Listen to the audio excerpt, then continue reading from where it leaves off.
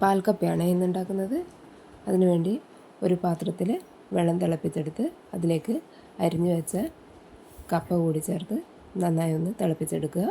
തിളച്ച് വരുമ്പോൾ അതിലേക്ക് 1 ടീസ്പൂൺ ഉപ്പ് കൂടി ചേർത്ത് നന്നായി ഒന്ന് വേവിച്ചെടുക്കുക. വേവിച്ച കപ്പ മറ്റൊരു പാത്രത്തിലേക്ക് മാറ്റി അതിലേക്ക് ഇഞ്ചി, ചെറിയുള്ളി, 2 പച്ചമുളക് ചേർത്ത് കൊടുക്കുക. രണ്ടാം പാലും കൂടി ചേർത്ത് കൊടുത്ത് നന്നായി മിക്സ് ചെയ്യാം.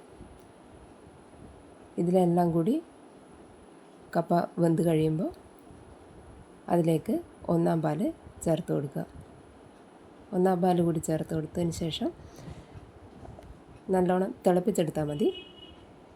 അതിന് ശേഷം ഇതിൻ്റെ അകത്തേക്ക് താളിക്കാൻ വേണ്ടി ഒരു ചീനച്ചട്ടിയിൽ വെളിച്ചെണ്ണ ഒഴിച്ച് കടുകും ചെറിയുള്ളിയും അരിഞ്ഞിട്ടത് ചേർത്ത് ചെറിയുള്ളി നന്നായി ചുവന്ന് വരുമ്പോൾ കറിവേപ്പിലയും വറ്റൽമുളകും ചേർത്ത് ഈ പാൽക്കപ്പയിലേക്ക് ചേർത്ത് കൊടുക്കുക. ഇത്രയേ ഉള്ളൂ. നല്ല ടേസ്റ്റി ആയിട്ടുള്ള പാൽക്കപ്പ റെഡി ആയിട്ടുണ്ട്.